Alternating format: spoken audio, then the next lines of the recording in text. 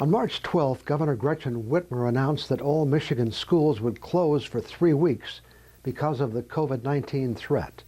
Eventually, that closure was extended and schools will not open again this school year. The closure and uncertainty about the future has produced concerns for superintendents, principals, teachers, parents, and students. This morning, we'll talk with the superintendent to learn more about what's happening in our schools and what the future may hold. It starts right now. From TV6, this is The Ryan Report. Here's your host, Don Ryan. Well, Bill Saunders was named interim superintendent of the Marquette Area Public Schools on July 1st, 2013. He was later named by the Board of Education to be the permanent superintendent at Upper Michigan's largest school district. I talked with Saunders this week about the challenges schools everywhere are facing. And I also asked him how he and his family were coping with the current health crisis. Well, we're doing okay. It's interesting. I have a freshman at home and a seventh grader at home. So the adjustment to a limited social circle, if any social circle, really not being able to socialize with friends and those types of things are probably a lot more trying on my children than maybe what they are on my wife or myself. My wife is in the healthcare field, so she's still having to work and mask up and to take certain precautions. And I'm doing the same to make sure that I don't infect anybody that I come into contact with. But we're getting by. We're getting by. Let's talk about what's going on now. And not all of our audience has children in school, so they don't really know what's going on. What kind of guidelines did the state set for you when it came to finishing this school year? Yeah, the state, really the only guideline, and here's where we start to get into the weeds a little bit. The only real guideline that was provided to us was we needed to continue to educate students in an online or hybrid fashion, meaning computers for those kids that maybe had computer capabilities at home, internet and other things, homework packets, try to keep education going for the students to provide some normalcy between now and the end of the school year. But at the same time, the governor also said this isn't going to be required for any student or any family. So that kind of put the district in an awkward situation. We want to offer it, but knowing that not every student is going to participate, it makes it really tough to really forge ahead and have gaps for some students while other students are being educated. So what Marquette Area Public Schools did was say, we are going to go deeper into curriculum that's already been covered for the first 6.5 months of the school year, and not forge too far ahead into new curriculum, but just try to get deeper into things that we've already taught. And this is really pretty challenging, I'm sure, at every grade level, with high school students, for example, with the subjects they're dealing with. And then, even the elementary level, I mean, it's pretty critical with kids learning to read and math and all those things. So this really has to be a challenge for those teachers. Very difficult. And again, I think making this transition for some folks, some of our teachers were more adept at fine-tuning this technology and making that work for them, being creative, engaging students. And for other teachers, their strength is more the face-to-face learning, and they didn't or don't adapt as well to this Zoom technology or the online learning type platforms. So, we try to smooth that out as best we can, team people together, those that are really strong in technology, those that are really strong in curriculum, pair those teachers together with our students. And probably the biggest piece outside of just maintaining curriculum is maintaining communication with students and families, letting them know we're here for you, we're here to support you, and keeping that bit of normalcy going for our families and our students. And as I understand it, students will not be graded what, for the second semester entirely? Is that the way it works? Correct. We finished within a few weeks of the end of what would have been the third quarter is when school was called off. So we had an incomplete third quarter, and certainly the whole fourth quarter was going to be online. Without the ability to have students make up for maybe missing work or students that had missed tests and what have you in the third quarter, it made it really tough for us to grade the third quarter and the fourth quarter. So really we looked at that whole second semester is more of a, it's essentially kind of a pass. The students were going to get a free pass on the second semester. We're doing everything we can to encourage participation, reaching out to families. If you're unable to participate, help us help you. Why aren't you able to? We're mailing out hundreds of homework packets every week to those students that maybe don't have access. We've tried to provide internet access to some of those families that don't have it through some internet service providers, purchasing hotspots and those types of things for families. And we actually handed out probably 600 to 700 Chromebooks to families that didn't have the technology at home. All our high school students, the Chromebooks went home with them from day one, but K-8 students, we always kept that technology at school. So for those families that needed it, we sent it to them. And here's the other, a big thing to note, I think, in the conversation is we also have to be cognizant of mom and dad also working from home, maybe another sibling in the house that also wants to do online education at the same time. Some households don't even have the bandwidth to support 3, 4, 5 people being on a computer at the same time. So we had to come up with a curricular approach that says you can do it maybe at 9 o'clock in the morning or 10 o'clock or 6 at night or 7 o'clock at night or 8 o'clock at night to try to adapt it to best suit what's going to work for the family. We'll return to our conversation with Marquette Area School Superintendent after we take this 2-minute break.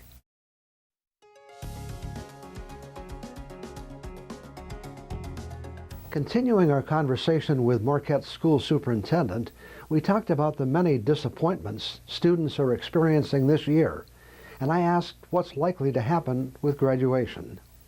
We have several plans in motion for graduation. You know, we want to keep hope for those that want the traditional ceremony.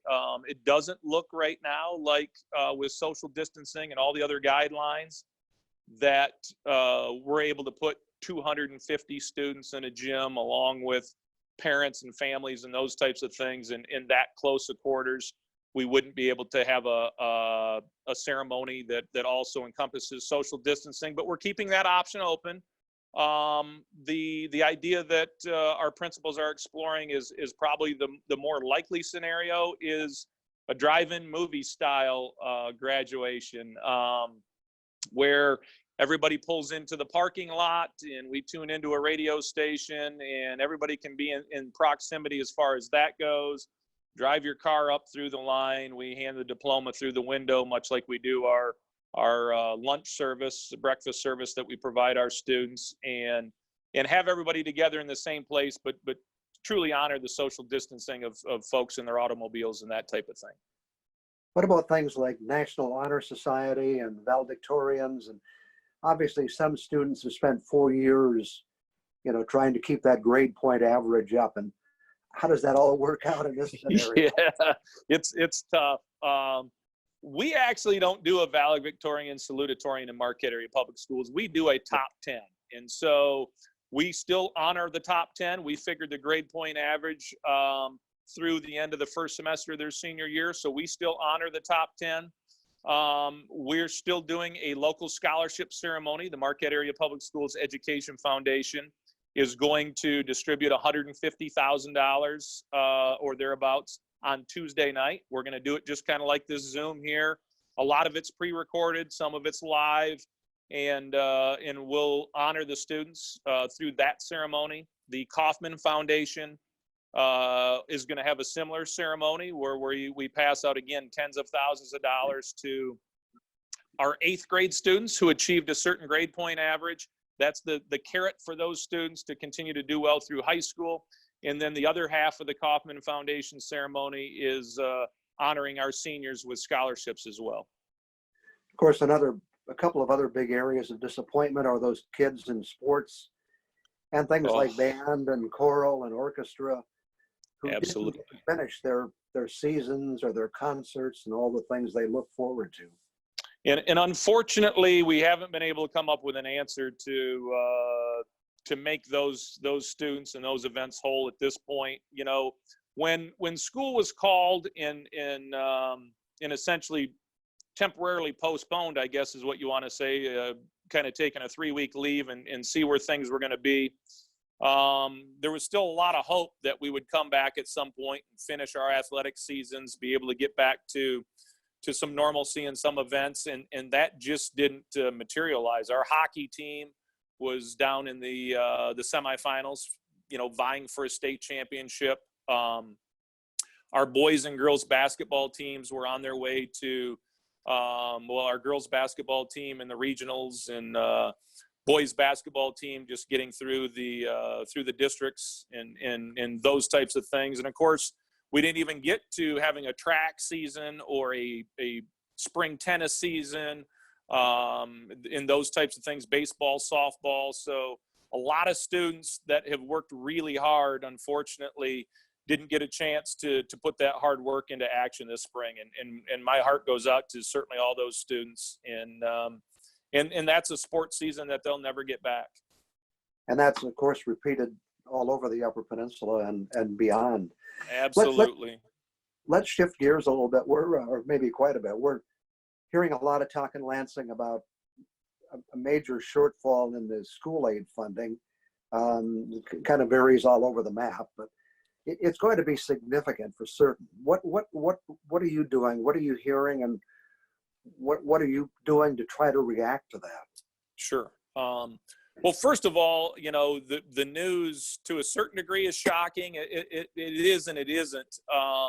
We know that as our economy is come to a halt almost, that there's going to be less state sales tax. There's going to be less state income tax. There's going to be less revenue for the state. So a lot of areas are going to be pinched. I know a lot of people are out of work. So obviously, my heart goes out to those folks who don't have a job right now. And education is going to be asked to certainly forfeit some funding in order to pitch in and help bring a level playing field to a lack of revenue in a wide variety of areas. We're really focused right now on our board has been extremely fiscally responsible through the years. So Marquette Area Public Schools is in a really good position to still have to make some level of cuts, but also to help bridge that gap with some fund balance dollars. And our board is going to look out at a 3 to 5 year plan to say fall of 2021 might be worse than fall of 2020. And we may have to use some reserves a year from now. We may have to use some reserves 2 and 3 years from now. So coming up with a plan that we right size according to how the state is going to fund us. But we also save some money that we're able to weather that storm a little bit as we get into the future. When we return, we'll talk about the difficulties in planning for the year ahead. Back in 2 minutes.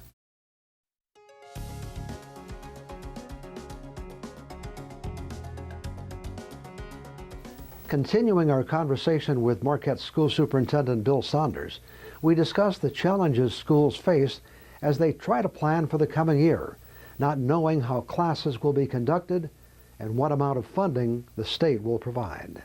What makes it difficult at this point, not knowing what that dollar amount is, and really not knowing what our configuration is going to be come fall. Are we going to have students back in a face-to-face environment? Are we going to have strictly online like we finished this school year? Or are we going to have a hybrid education model where we have to bring students back, but we're going to be in a position where we have to social distance in the classroom? And in all those models, staffing levels look a lot different. And so until we know I'm asking our board to certainly have some flexibility before we make cuts too drastic until we know what the model is going to be that we're going to be educating in. You have kind of a double whammy there. You're going to be losing some money, and you may have to be creating some new systems to make it work. So absolutely. When is your fiscal year? Our fiscal year starts July 1, ends June 30, and here's the kind of snafu in all this is our board has to approve a budget for 2020, 2021 by June 30 to start on July 1, yet the state's budget isn't approved until October 1. So we probably won't know what that cut is until October. So it's a guessing game for the district at this point. I assume you have all your funds for this year from the state. That's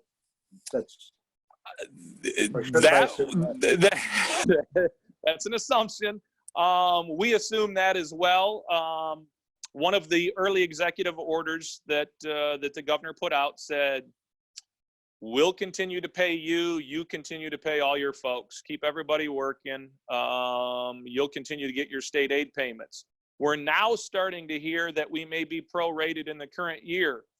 And so our state aid payments for this year actually go beyond June 30. July and August are part of our last fiscal year's state aid payments. They may prorate our last couple state aid payments or dock us in the current year after we've already completed our year. So that makes it really tough from a financial standpoint as well. You know, looking ahead to next year, and I just know that it's difficult because no one knows what's going to be required, and schools can't individually strike out on their own. It pretty much is going to be led at least by the state as far as. But can we do the kinds of things they're talking about in a school? Can we do this social distancing? Can we? I don't know. Not in a traditional sense, right? If I have a classroom of 25 students and they want you to social distance, you're probably going to have a system where you're going to have to alternate students through that classroom in some way, shape, or form, whether that's Group A, we split the class in half, and Group A meets on Monday, and Group B on Tuesday, and Group A on Wednesday, or Group A meets 1 week and Group B meets the second week. We'd have to come up with some other way to social distance because we don't have enough classroom space. We really, don't have enough staff to have double the number of sections that we do right now. It would be pretty impossible. So we'd have to come up with some creative scheduling to make that happen. If that's the scenario we come back in, we're also prepared for online learning to happen again in the fall, to be a little bit more rigorous with our online learning, where it's going to be for credit, that it will be graded, that it will look much similar to what an in-classroom experience would be. The student logs on for their 9 o'clock class and they sit in that class from 9 to 10 o'clock, and then they go to their next class. Technology would be an issue, but we need to be prepared for that type of event to happen. And we also need to be prepared for the state saying some students may come back, but then we have some families that say, we're not ready to send our kids back without a vaccine. What other options do you have for us? So we have an in-person option for those families that are willing to send their kids back if the state says it's okay. And we also have some type of online capabilities for those families that say, we're not ready to send our students back yet. And those disappointments I spoke of a few moments ago all come back into play too. What happens to sports? What happens to extracurricular activities? How do you feed the students? In fact, how do you get them to school in a bus? You put 40 kids in a bus. I don't know. These are social distancing on a bus is extremely difficult unless you really limit the numbers. Those bus seats are really close together, and right now, it's 2-3 kids in a seat, so you'd really have to cut back on those numbers. Social distancing in a cafeteria next to impossible. The seats are right next to each other.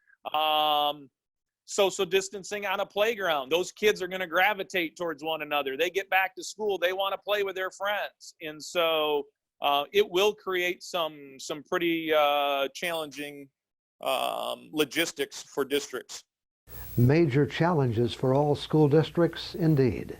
Thanks to Bill Saunders for sharing that story with us. Some closing thoughts about life's challenges when we return.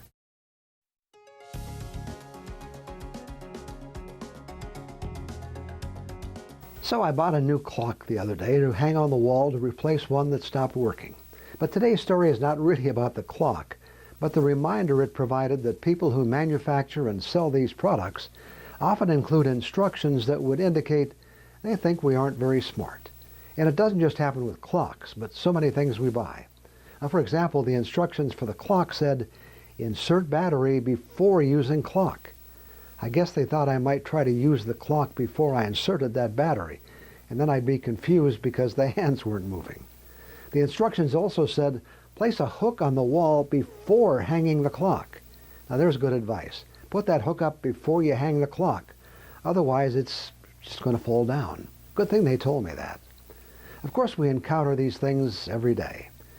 Why is it when we buy shampoo, they feel they need to give us directions? Wet hair, lather, rinse, and repeat. Never would have figured that out by myself. Maybe they should also put instructions on bars of soap. Under running water, rub the soap bar between your hands to produce a lather. Have you ever bought corned beef that comes in a can with a key attached to open it? It's always come that way, no matter what brand you buy. The instructions are pretty clear about how to use that little key to open the can.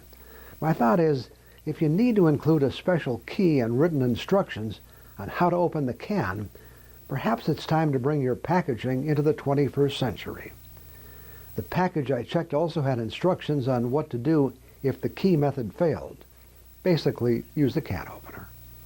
Of course, there are some classic examples we've heard about before, like the baby stroller, remove child before folding, or sleeping pills may cause drowsiness, or the Superman costume, warning, this costume does not enable flight or super strength. So the next time you buy something, check those instructions. You may be surprised at what you find. Back in a minute. Time to say goodbye for another week. Remember, if you missed the show or want to watch it again, current and back episodes are available at uppermichigansource.com. Thanks to Marquette School Superintendent Bill Saunders for joining us this morning to talk about the challenges facing our schools. I hope you enjoyed today's show, and will join us again next Sunday morning.